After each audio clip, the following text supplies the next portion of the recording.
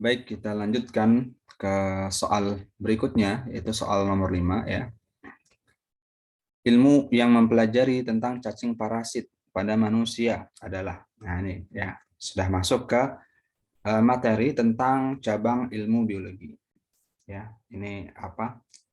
Cabang ilmu biologi. Fokusnya ini adalah ilmu yang mempelajari tentang cacing parasit, cacing ya. Fokus tentang cacing parasit pada manusia adalah. Jawabannya yang tepat adalah helmintologi. Helmintologi adalah ilmu yang mempelajari tentang cacing ya, cacing parasit termasuk cacing parasit pada manusia. Ya. Adapun embriologi ini ilmu yang mempelajari tentang perkembangan embrio ya. Perkembangan embrio. Embrio itu apa? Calon janin ya, calon bayi baik pada apa manusia ataupun makhluk yang lain. Kemudian klimatologi. Klimatologi ilmu mempelajari tentang iklim, ya, cuaca. Kemudian akarologi adalah ilmu yang mempelajari tentang akarina. Akarina itu kelompok seperti serangga, namun kakinya ada 4 pasang, ya, atau 8. Seperti laba-laba ataupun skabies skabiei, ya, yang menyebabkan penyakit skabies, ya, yang biasanya ada di kulit ataupun yang lain, ya. Kalau aja yang termasuk. Kemudian patologi ya. Kalau patologi ini lebih ke fokus ke penyakitnya ya. Maka jawaban yang paling tepat adalah helmintologi ya, ilmu yang mempelajari tentang cacing. Baik, kita lanjutkan ke soal nomor berikutnya.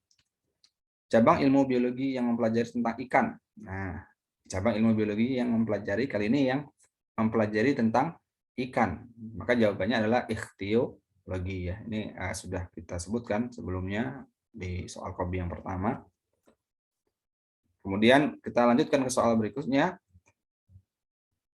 Nyamuk dan lalat dimasukkan ke dalam kelompok Diptera karena mereka merupakan serangga yang hanya memiliki 2 sayap.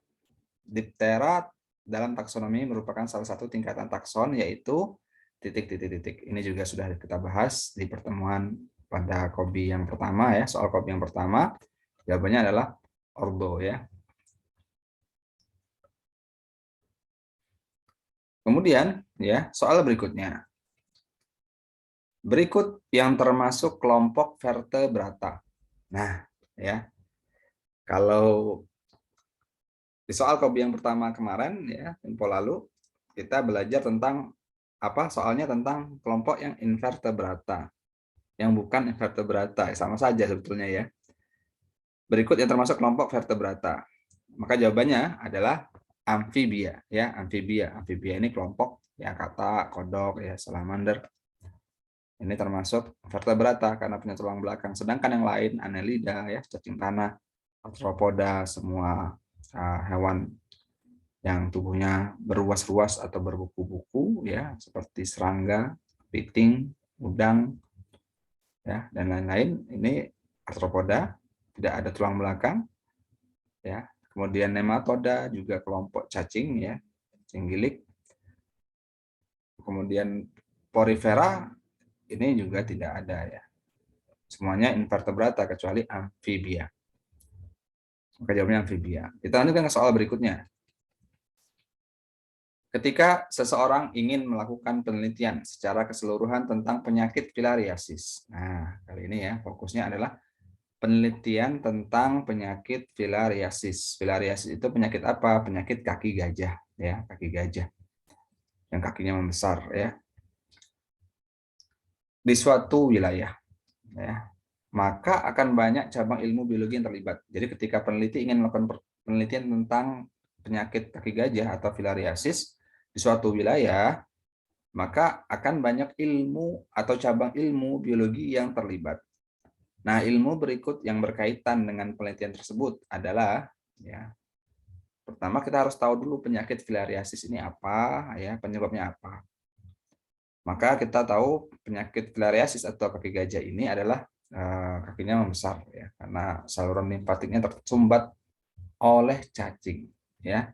Tersumbat oleh cacing. Cacingnya bisa Wucheria brandcofti, ya, spesiesnya bisa juga Brugia malai, bisa juga Bruggetti mori ya. Namun yang populer di Indonesia itu Shehria brandcofti. Nah, pertanyaan kembali ke sini ya. Jadi pertama, ini penyakit sebabnya cacing. Kemudian bisa masuk ke tubuh manusia bagaimana? Ternyata dia melalui perantara hewan lain ya. Vektornya ada hewan lain yaitu nyamuk ya. Nyamuk. Nyamuknya berbagai macam ya. Bisa Culex, Quenque fasciatus dan lain sebagainya. Ya. Nah, dari sini kita tahu ya, berarti fokusnya pertama dia cacing, cacing parasit. Berarti ada ilmu helmintologi di sana ya. Kemudian dia nyamuk. Nyamuk itu tentang serangga ya. Ada ilmu entomologi di situ. Kemudian juga tentu ketika kita bicara tentang penyakit terutama pada nyamuk misalnya yang dibawa oleh nyamuk, maka akan ada kaitannya dengan bagaimana habitat nyamuk, tempat tinggal nyamuk, lingkungan ya, bagaimana. Sehingga ada unsur ekologi di situ. Sehingga yang paling pas jawabannya adalah yang ini ya. Opsi yang pertama yaitu yang A, entomologi, helmintologi, dan ekologi. Kemudian kita lanjutkan ke soal berikutnya. Berdasarkan klasifikasi 5 dunia, ya. Jadi memang dalam ilmu klasifikasi makhluk hidup, ya, pengklasifikasian. Klasifikasi itu berarti pengelompokan makhluk hidup, ya. Zaman dahulu pertama kali ya makhluk hidup itu tidak dikelompokkan ya asal tahu saja. Sehingga kemudian dikelompokkan oleh manusia, atau oleh para ilmuwan dikelompokkan ya. Awal mulanya hanya 2 kelompok, hewan dan tumbuhan ya. Diklasifikasikan hanya 2 kelompok. Terus ada yang loh ini bukan hewan bukan tumbuhan, muncul lagi yang lain ya. Sehingga muncul kemudian cukup populer sempat lama yaitu klasifikasi 5 kingdom atau 5 dunia ya. Lebih pasnya sebenarnya klasifikasi 5 kerajaan ya. Kalau dunia itu sebetulnya domain ya. Tapi kadang-kadang di beberapa soal itu menggunakan istilah dunia seperti ini ya. Walaupun sebetulnya kurang pas. Lebih pasnya berdasarkan klasifikasi 5 kingdom ya atau 5 kerajaan. Termasuk apakah organisme yang memiliki karakteristik uniseluler? Heterotrof ya. Jadi karakteristiknya uniseluler, heterotrof, tanpa membran inti, dan dia tanpa organel sel. Ya, tentu kalau tidak punya membran inti, biasanya tidak ada tidak jelas organel selnya ya. Intinya dia tidak ada nukleus ya. Nanti dipelajari insya Allah di bab tentang sel khusus ya. Artinya soal-soal tentang sel nanti akan mungkin lebih memudahkan pemahaman ya. Walaupun kita dalam hal ini kita hanya fokus membahas soal ya, tidak ke materinya. Nah, kalau berdasarkan klasifikasi 5 kingdom, maka kingdomnya itu ada animalia, kelompok hewan, kemudian plantae, kelompok tumbuhan, fungi, kelompok jamur, ya, kemudian protista, ya, kelompok yang dia bersel satu, ya, dan tapi dia punya nukleus dan ada membran inti, ada membran inti ya, tapi dia uniseluler juga kebanyakan, bahkan hampir semuanya uniseluler ya. Nah, ada satu lagi ya lima kingdom yaitu kelompok yang dia ini ciri-cirinya ya dia juga bersel satu, uniseluler itu bersel satu. Kemudian dia juga heterotrof. Heterotrof itu tidak bisa berfotosintesis sendiri. Ya, artinya tidak bisa menghasilkan energi sendiri. Ya. Kemudian juga dia tanpa membran inti. Nah, ini intinya tanpa membran inti ya. Karena sebetulnya kelompok Monera tuh ada juga yang dia masih diperdebatkan ya. Ada yang juga yang dia tidak heterotrof. Tapi intinya mayoritas demikian. Uniseluler, heterotrof, kemudian dia tanpa membran inti, ya, dan tanpa organel sel. Maka ini adalah kelompok Monera, ya. Ini ya. Jadi kalau fungi itu jamur, ya, harus tahu. Fungi ini kingdom jamur, ya, kelompok jamur. Semua jamur, baik yang kecil maupun yang terlihat maupun yang tidak terlihat. Yang terlihat ya contohnya jamur yang kita makan ya, jamur tiram, jamur kuping. Sedangkan yang tidak terlihat ya sangat banyak ya, jamur-jamur yang parasit itu terkadang tidak terlihat. Kemudian Monera ini semua kelompok makhluk hidup ya yang dia selnya tanpa membran inti. Ya nanti semoga nanti ada ketika membahas tentang sel lebih dalam ya. Maksudnya tidak ada membran itu sebagaimana. Kemudian protista ini semacam kelompok makhluk hidup yang ada yang mengistilahkannya dia pokoknya kalau ada makhluk hidup, fungi bukan, pelantai bukan, animalia bukan, tapi dia punya membran inti, artinya monera bukan, maka dia masuknya ke protista.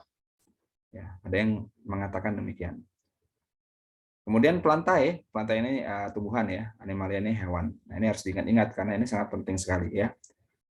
Nah, perlu diketahui untuk klasifikasi yang terbaru ya, monera ini sudah tidak ada ya, sudah diganti dengan bakteri, kingdom Bacteria dan Archaebacteria. Baik ya, kita lanjutkan ke soal berikutnya. Perhatikan gambar berikut. Berdasarkan gambar berikut, pernyataan berikut yang salah. Nah, ya, ini adalah gambar tentang bagaimana ukuran dari makhluk hidup ya, serta penggunaan mikroskop yang bisa digunakan. Ya. Nah, di sini pertanyaannya adalah pernyataan yang salah ya terkait gambar berikut. Maka pernyataan yang salah di sini jelas sekali ya, yaitu yang A ya. Secara umum ukuran bakteri lebih besar daripada sel tumbuhan. Nah, jelas sekali ini salah sekali. Kenapa? Karena ukuran sel tumbuhan itu jelas lebih besar daripada sel bakteri ya. Kalau ini kebalik, dibilang secara umum ukuran bakteri lebih besar daripada sel tumbuhan. Ya, di sini dan sini sudah kelihatan ya, kita lihat. Nah, ya. Ini ukuran dari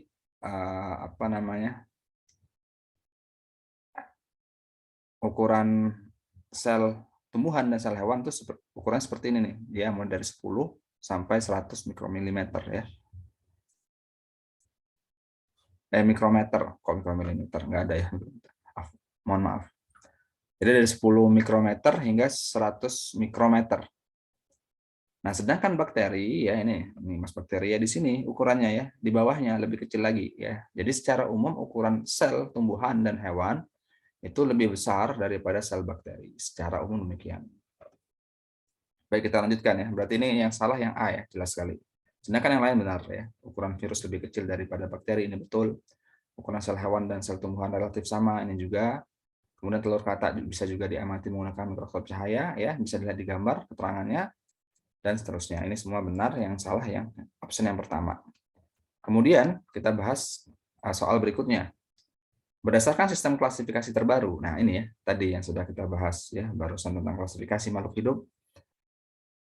Sistem klasifikasi terbaru tidak ada lagi kingdom Monera, namun diganti dengan kingdom Bacteria dan Archaebacteria. Jawabnya ini ya. Bakteria dan Archaebacteria. Sehingga tidak ada lagi kingdom Monera ya. Jadi Monera itu kelompok makhluk hidup yang tidak punya membran inti ya. Istilahnya prokariotik.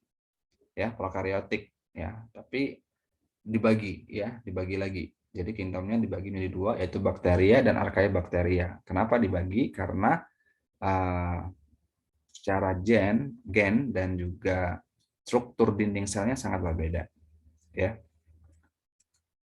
Baik, kemudian kita lanjutkan ke soal berikutnya. Ya, nah ini ada gambar. Perhatikan gambar berikut. Soalnya pernyataan yang benar ya terkait gambar berikut. Nah, ini kita belajar memahami gambar. Ya, memahami gambar yang ada.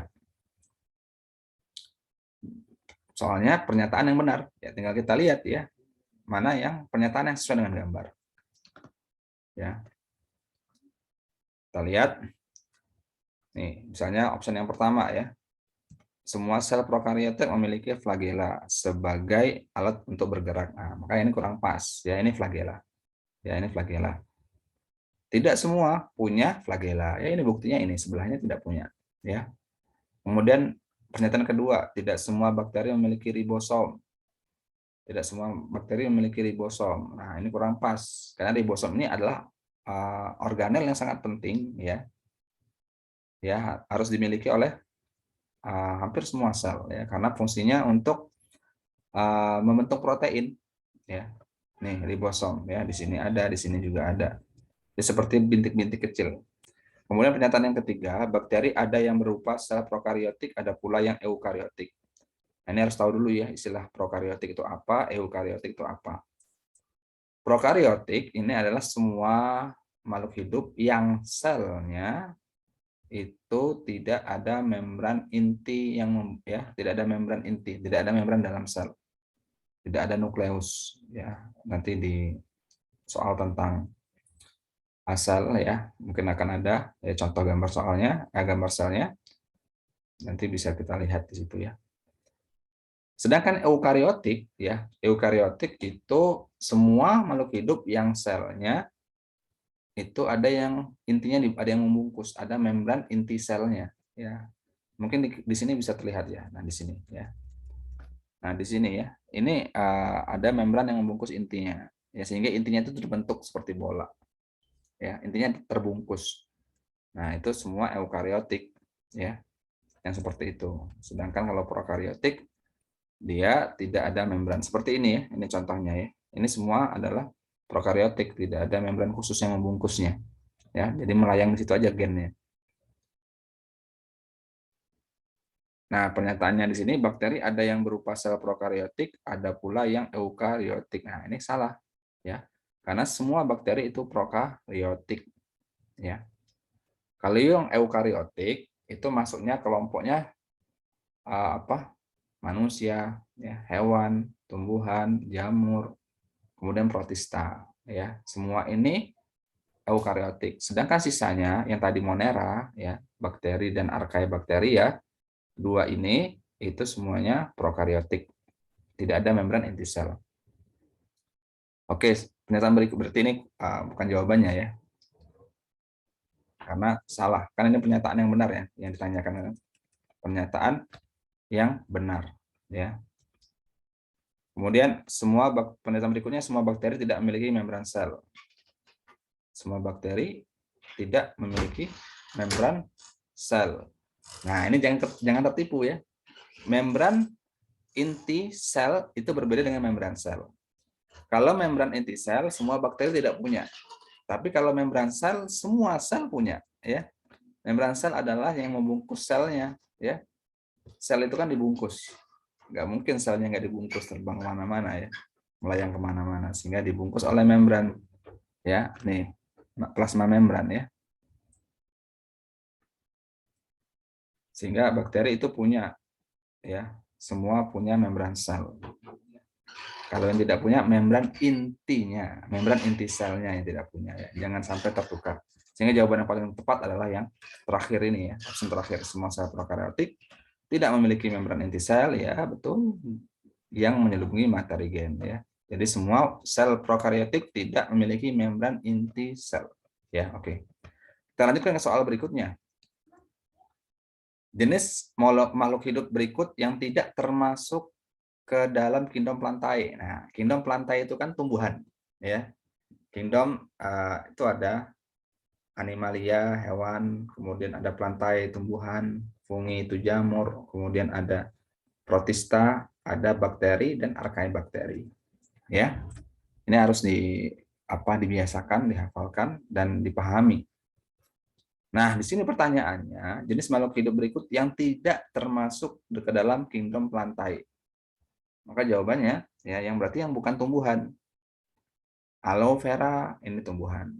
Kemudian Markantia polymorpha, lumut hati.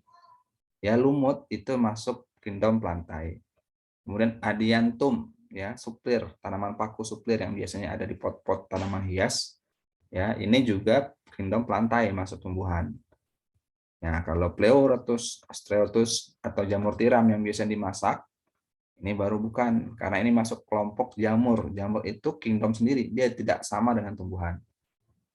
Tumbuhan kingdomnya plantae, jamur itu kingdomnya fungi. Ya. Kemudian kalau yang paling terakhir Plagiarium bifurcatum, tanduk rusa, ini tanaman paku ya, tanaman paku tanduk rusa. Yang biasanya nempel di pohon-pohon atau digantung di pot biasanya. Jadi jawabannya ini ya, jamur tiram yang bukan plantae. Baik, kita lanjutkan ke soal berikutnya. Ya. Soal berikutnya, tumbuhan berbiji yang tersebar di alam dikelompokkan menjadi dua kelompok, yaitu Angiospermae ya yang berbiji tertutup dan gimnospermae yang berbiji terbuka. Ya, jadi tumbuhan yang berbiji ya, sebagaimana yang telah pernah saya jelaskan pada kopi yang pertama, soal kopi yang pertama, tumbuhan itu ada yang berbiji, ada yang tidak berbiji. Ya, yang berbiji ya, dia identik namanya itu ada spermaenya. Nah, ini yang berbiji terbagi dua. Yang ada yang berbijinya tertutup, ya, ada yang berbiji terbuka. Nah, yang berbiji tertutup namanya angiospermae dan yang terbuka namanya gymnospermae.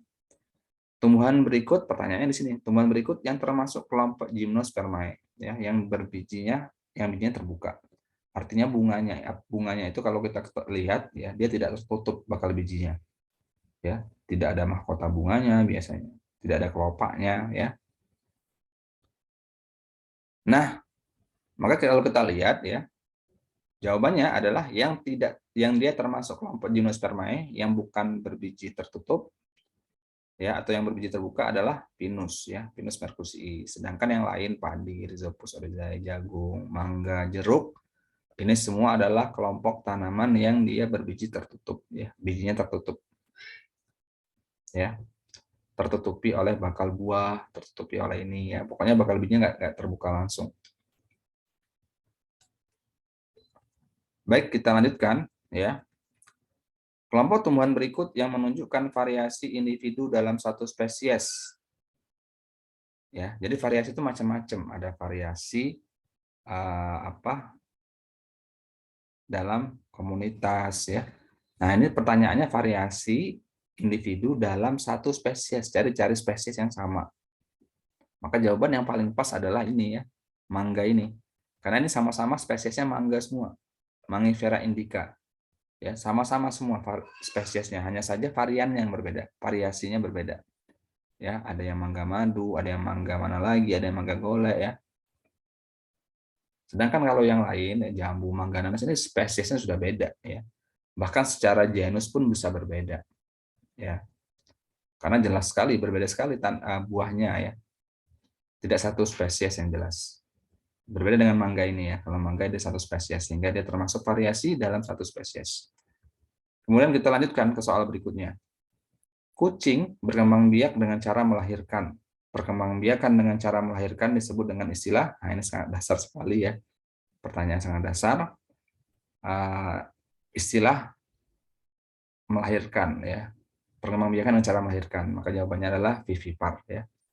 Vivipar. Kalau ovipar ini bertelur, vivipar melahirkan, ovovivipar ini yang dia bertelur, kemudian nanti netesnya di dalam perut sehingga keluarnya seperti melahirkan, ya. Tapi aslinya dia ada telurnya. Itu ovovivipar. Kemudian soal berikutnya, filum platyhelminthes, ya. Nah, ini filum sudah masuk kelompok filum. Jadi perlu diketahui, ya, kan klasifikasi itu, ya, tingkatannya pertama domain, ya. Kemudian kingdom.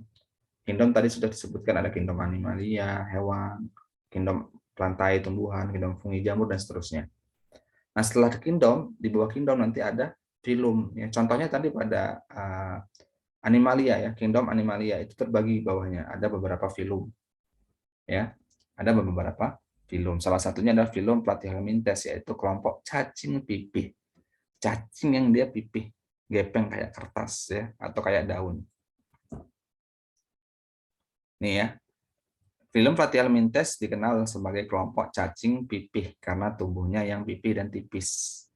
Hewan berikut yang termasuk anggota filum platyhelminthes adalah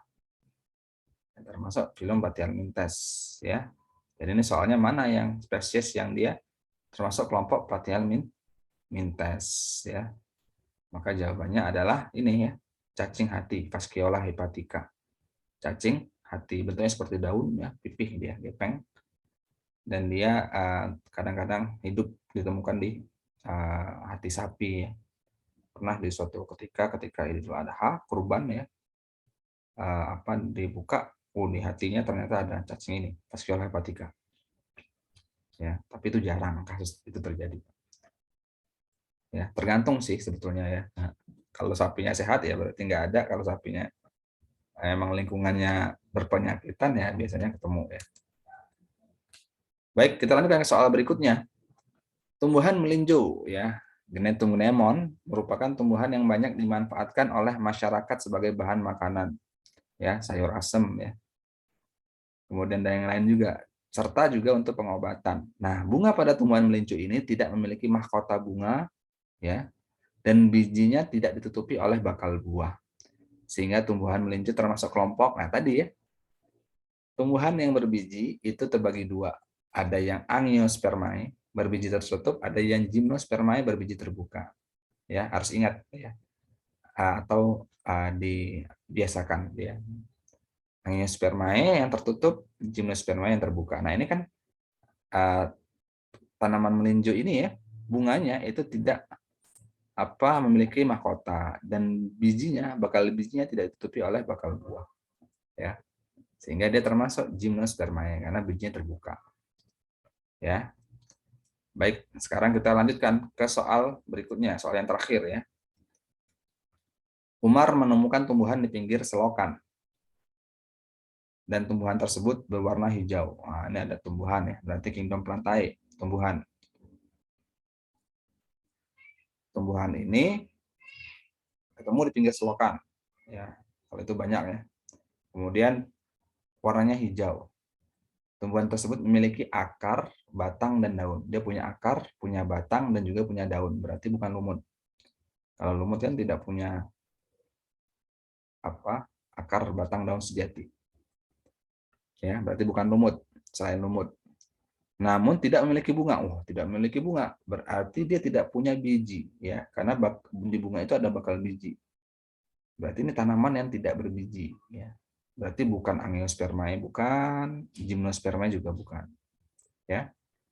Tadi juga dibilang dia bukan lumut ya, karena dia punya akar, batang, dan daun. Berarti Bryophyta bukan. Kalau Bryophyta ini kelompok lumut ya. Berarti pilihannya dua. Kalau nggak Spermatophyta, kalau nggak Pteridophyta. Nah, spermatomyta ini ada spermanya ya. Kalau ada sperma berarti tanaman berbiji ya. Ini juga bukan, nah, karena ini tanaman berbiji. Maka jawabannya yang paling tepat adalah Pteridophyta ya. Pteridophyta itu kelompok tanaman paku ya, tanaman paku. Tanaman paku itu berkembang biaknya tidak dengan bunga, tapi dia dengan spora ya. Oke, mungkin demikian ya pembahasan kita tentang soal Kobi yang kedua ya. Harap diperhatikan baik-baik ya. Semoga bermanfaat dan Allah berikan pemahaman kepada kita semua. Dan satu lagi harap diperhatikan untuk nama ilmiah atau nama biologi itu yang betul ya. Untuk spesies maka dia harusnya cetak miring atau di garis bawah ya. Ini sekali lagi saya sampaikan kenapa tidak dicetak miring seperti ini ya, Genetum gnemon, karena memang tidak ada option penulisan demikian di Google Form ini ya. Kita menggunakan Google Form.